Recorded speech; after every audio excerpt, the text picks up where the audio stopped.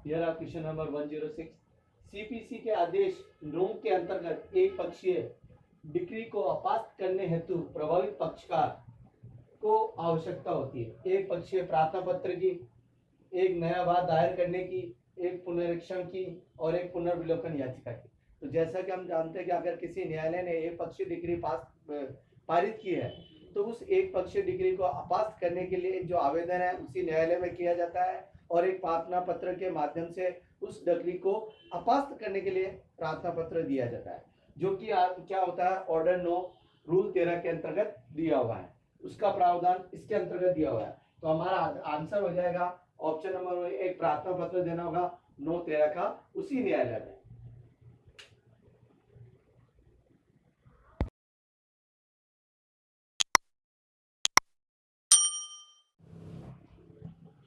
Question number 77, अभी हस्तांतरण से आप क्या समझते हैं?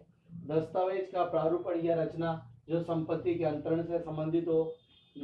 ऑप्शन नंबर दूसरा वाद अंतरण हेतु न्यायालय से प्रार्थना और उपचार के लिए आवेदन पत्र लिखना, यह इनमें से कोई नहीं। तो जैसा कि हम जानते हैं, अभी हस्तांतरण से तात्पर्य संपत्ति को ट्रांसफर करने के लिए उसके संबंध में तैयार किया गया दस्तावेज या दस्तावेज की रचना ही अभी हस्तांतरण कहलाता है। तो हमारा आंसर हो जाएगा ऑप्शन नंबर 1।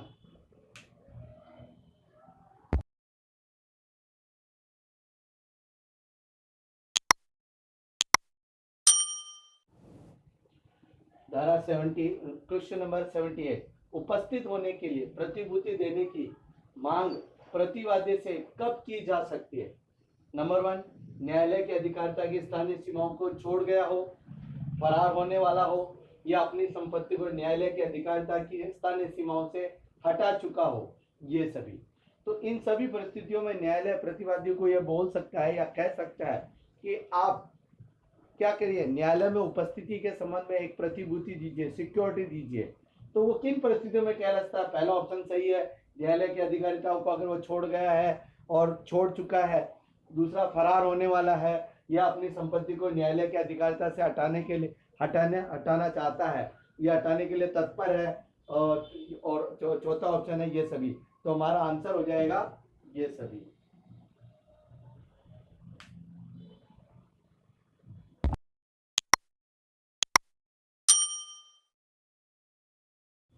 यह क्वेश्चन नंबर 79, एक रिसीवर कौन है?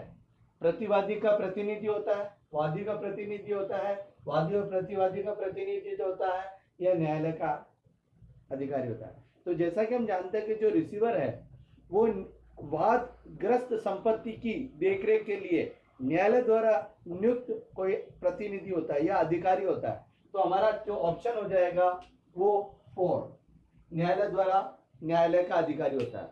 और रिसीवर का जो प्रावधान है वो ऑर्डर नंबर 40 में दिया हुआ है।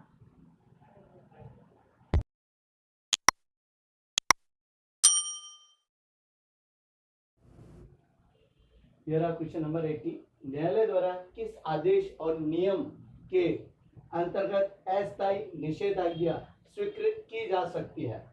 ऑर्डर 39 नियम 1, ऑर्डर 39 नियम 2, 3, ऑर्डर 39 नियम 5 और ऑर्डर 39 नियम 6। तो जैसा कि हम सब जानते हैं कि सिविल न्यायालय किसी भी मामले में, सिविल मामले में जो स्थायी निषेधाज्ञा जो प्रदान करता है वो ऑर्डर 39 रूल 1 के तहत प्रदान करता है।